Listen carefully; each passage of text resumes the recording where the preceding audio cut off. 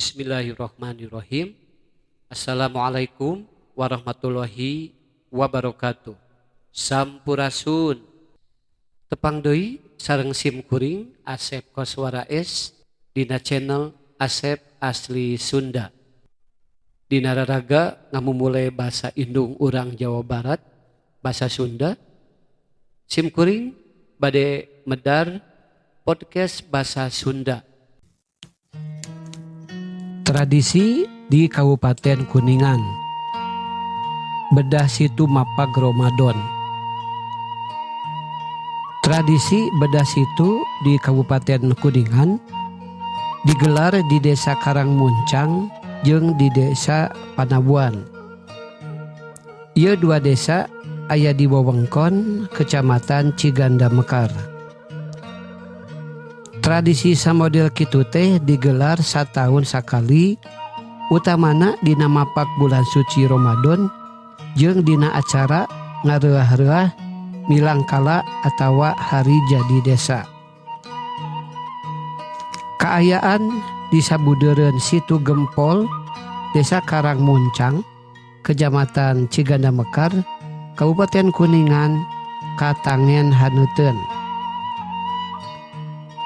Teu rek kitu kumaha, kusabab harita urang dinya keur sukan-sukan ngayakeun pesta rakyat nu disebut bedah situ. Bedah situ teh ceuk Ketua Karang Taruna Muda Bidangkit Hermawan dina nas-nas nama saukur hiburan atawa pesta rakyat nu taun katukang mah diayakeun mareng jeung mangsana mapag lebaran. Nembe taun ieu diayakeun dina mangsa mapag puasa. Kumargi nitenan mangsa ayeuna nuju kayaan werit balukar sasalad COVID-19. Tangtos seueur warga nu peryogian lauk kanggo munggahan nya ngamedahkeun situ teh mareng sareng mapag puasa. Cek Hermawan Kagalura Ahad 11 April 2021. Cek Kepala Desa Karangmuncang Kak Nurudin, Situ Gempol saenyana situ jieunan nu dibangun kurang leuwih 10 tahun ka larung. Eta situ nu legana kurang leuwih 1 hektar teh pikeun nyaian lahan sawah nu legana kurang leuwih 28 hektar. Samemehna Situ Gempol mangrupakeun lahan bengkok, lahan inventaris pagawe desa. Sajumlah warga katangen suka bungah newak lauk di Situ Gempol. Aya nu make sair, aya oge nu make jaring. Warga tumplek di sabudeureun situ timimiti isuk-isuk.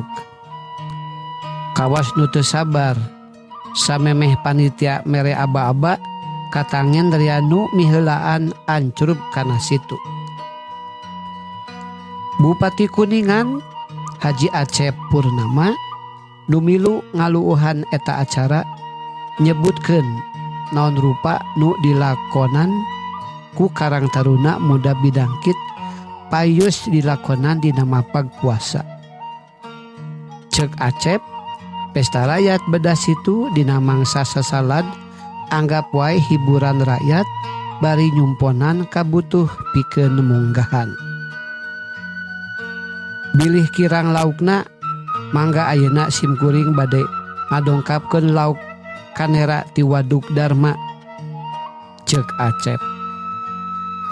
Nyawae Tekung Selila Deni Kabid Perikanan ti Dinas Peternakan dan Perikanan Kabupaten Kuningan ngurunyung bari mawa sakintal lauk kanera baradag nu satuluina dibahekeun kabeh kana situ pikeun diala ku warga nu keur narewakan lauk di eta situ. Acep miharep sanggeus Situ Gempol saat sagancangna dicayan deui pikeun dipelakan binih lauk.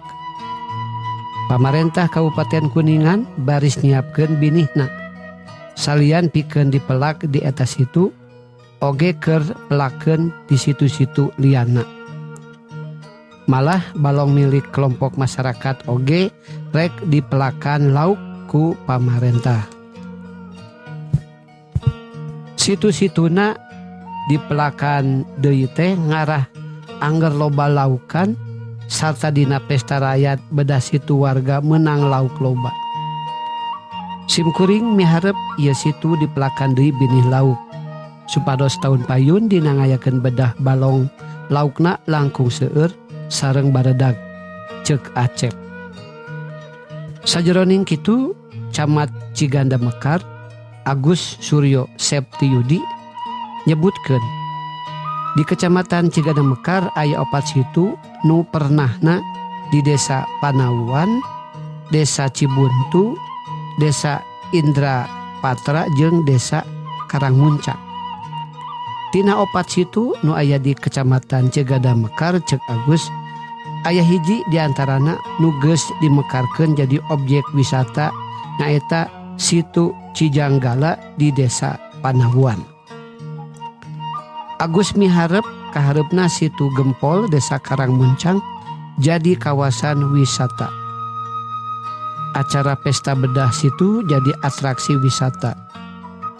Di sabudeureun Situ Gempol masih keneh aya lahan nu bisa dimekarkeun pikeun ngarojong dina mekarkeun Situ Gempol jadi objek wisata teh. Lahan di sabudeureun Situ Gempol masih lega. Rarancang kapayuna badai ditata dijantenkeun bumi perkemahan ceuk Agus. Mun geus jadi tempat wisata, paekonomian masyarakat bakal leuwih ngaronjad sabab boga pakasaban sejen. Tradisi bedah situ di Kabupaten Kuningan saenyana lain saukur di Desa Karangmuncang. Da di Desa Panawuan oge sarua wewengkon Kecamatan Ciganda Mekar. Tradisi sameda kitu teh dilakonan sataun utamana dina acara ngareah-reah milang kala atawa hari jadi desa. Samalah di Desa Panawuan mah biasana lamun pareng ngalakonan bedah situ teh sok aya pentas seni jeung kamonesan liana. Kitu teh teu matak heran kusabab situ anu biasa dibedahkeun teh geus jadi kawasan wisata. Atuh acarana oge lumangsung dina keur kayaan normal lain dina kayaan keur sasalad. Ceuk Ketua Karang Taruna Muda Bidangkit Desa Karangmuncang Hermawan, lamun dina kayaan normal mah acara bedah situ teh tangtu baris leuwih rame. Sokomo dina mangsa mapag lebaran rea urang Karangmuncang nu bubuara di kota baralik ka lemburna. Rea urang luar nu lalajo malah mah ancrub ka situ milu ngalalauk. Taun ayeuna mah ceuk Hermawan bisa diayakeun oge geus ngarasa bunga. Sanajan kudu bari nerapkeun protokol kesehatan.